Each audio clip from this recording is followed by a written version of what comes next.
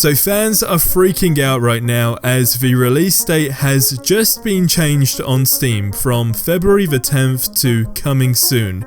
Now we also have some more info on the graphics mode in this game specifically for console users, because there is that increasing worry that where the game has also been developed for last gen consoles, has this actually jeopardized quite a few things for the current gen. And lastly, Patronus will not be carried over into this game. So we got a lot of things to dig into, so let's get into it. Starting off with the fact that people are freaking out as the release date has changed on Steam from February the 10th to coming soon. Is this a last minute delay? Well, the panic has increased, and in fact it is increasing rapidly, but we have now heard what WB Games have to say about this, and they have said the following, quote unquote, Hogwarts Legacy is still set to be released next month on the appropriate dates for each system and console. We hope this clears things up. So it does seem more or less that it's just a bug on Steam's end, so fear not if you've actually been one of those people that has been panicking. Now, as far as graphics mode go for console users, here is a quick overview on exactly what Hogwarts Legacy will offer and key features, but then I want to break down exactly what WB Games have said as well. So first of all, just an overview, the game has something called Fidelity Mode, which is the 4K/ray tracing. We have the Performance Mode, which is supposedly meant to be 60 frames per second. I will explain why I'm saying supposedly in a moment. We have 3D audio, haptic feedback, and then as far as what the environment and the game just has to offer as a whole, we got fast travel, day and night cycles, dynamic weather and seasons, and of course the fact that you can just fly anywhere with the broom and mounts. Now here is exactly what WB Games have had to say as far as those graphics modes go. So the question was what graphics modes are available for Hogwarts Legacy on the PlayStation 5 and the Xbox Series X and S, and they say the PlayStation 5 and Xbox console versions of Hogwarts Legacy support multiple graphic modes of play, the most common of which are Fidelity Mode, which runs at 30 frames per second, and then you have the Performance Mode, which targets 60 frames per second. Keyword being targets. Now, most fans, or at least a good majority, are saying, well, there you have it. A smooth 35 frames per second has more or less been confirmed, which, let's be honest, isn't going to be the case. Of course, they have to just say the word target because it might be something like 58 frames per second, right? But 58 frames per second is not 60 frames per second, so you kind of have to declare that. But a genuine question that I have for all of you guys, let's just say that the game did run at 30 frames per second, which it's not, right? At least what we know.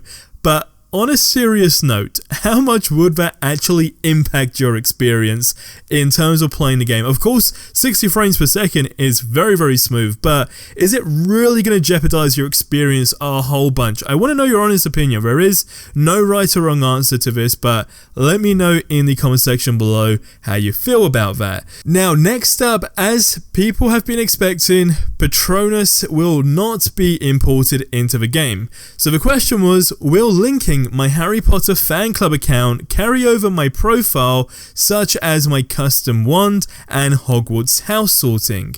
And the response is, while your sorted Hogwarts house will be your default choice in the game, you can actually choose to modify your selection before the end of the ceremony. If you haven't yet created a Harry Potter fan club account or completed the wand ceremony and Hogwarts house sorting, you can still create an account to enhance your experience and unlock the exclusive rewards. Note: Patronus is not carried over into the game. Now again, I guess for the most part it's not that big of a deal. A lot of people were expecting it, but how do you feel about this? Let me know in the comment section below. Now this is where things get a little bit interesting. So a fan took to Reddit to express their concerns on the fact that this game is being made by, of course, an American studio / developers, and how they're actually worried about that just being the situation as a whole. Now, one thing I want to just biased note here. I'm going to read out what the user has actually said, but I guess this comes down to a lot of people's preferences. Now, to me, it makes absolutely no odds whatsoever. But here's the hot take on this, right? So the individual on the Reddit post said the following: I think one of the reasons Harry Potter is so wildly successful is that it is just so quintessentially British. Seeing as the primary location of the game is Hogwarts, I feel it is very important that it is captured in-game, and I have concerns about how an American studio, presumably with American developers, will handle this. I first began thinking about this a few months ago when one of the senior devs mentioned that your player can sometimes be quote-unquote a jerk. I doubt that word has ever been said unironically by any British person ever. The conclusion of this and other Americanisms would certainly dampen the experience. I have also noticed that several of the voice actors are from brackets or live in the US. Again, pretty concerning. Please do not see this as an American bashing post. I am simply raising what I believe to be a valid concern. And I guess everyone's entitled to an opinion, but to me, I feel like, okay, it's kind of, if I ever so slightly understand that the game, of course, you know, it's very much the whole, you know, terminology of British words, I guess you could say, right? But then equally, the game, it's set in the 1800s, right? So it's kind of one of those things. And I know someone might say, well, no, that doesn't make sense if you're saying, well, you know, the game's made in the 1800s and that there's no one, you know, living in the 1800s making this game right now. Of course, I get that point, but the point I'm trying to make is I think that any studio, and I seriously do mean this, and again, this is just to respond to this whole Reddit post as well. I understand why somebody would be concerned, but then at the same time, literally any really good studio with a great team of developers can absolutely make a game like this case where, of course, it's, you know, British terminology, if you will, do really, really well.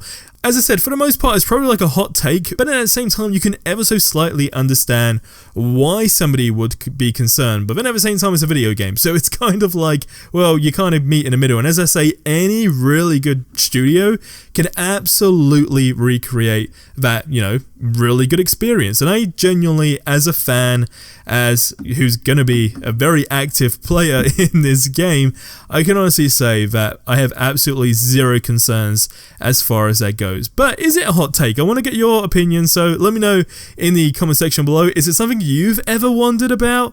As I say, leave a comment below. Now here's where things get interesting. So yesterday, they practically announced an exclusive feature solely on the reason that PlayStation has the accessibility to offer the exclusivity of this feature, right? But in a nutshell, Hogwarts Legacy has a PlayStation 5 exclusive feature that is so good that literally everyone on Xbox and PC are like, do you know what, you PlayStation users, I'm happy for you, because it's a really, really cool option to have. So if you want to find out what that is, you need to check the video out that you see on screen right now.